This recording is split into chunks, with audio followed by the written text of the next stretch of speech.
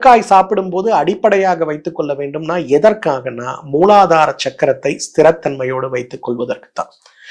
அப்ப ராத்திரி படுக்கும்போது 1 டேபிள் ஸ்பூன் கடுக்காய் சூரணத்தை வெந்நீரில் கலந்து சாப்பிட்டாலே உங்களுடைய மூலாதார சக்கரம் பலப்படும். மூலாதாரம் பலப்பட்டாலே சுவாதிஷ்டானம் பலப்படும். சுவாதிஷ்டானம் பலப்பட்டாலே மணிபூரகம் பலப்படும். இது நன்றாக இருந்தாலே அநாகதமும் விசுத்தியும் நன்றாக வேலை செய்யும். இந்த 5 சக்கரங்கள் சீராக இருந்தாலே இறைத்தன்மையோடு நம்மை கலப்பதற்கு தேவையான ஆக்ஞாவும் சகஸ்ரஹார சக்கரமும் நன்றாக வேலை செய்யும்.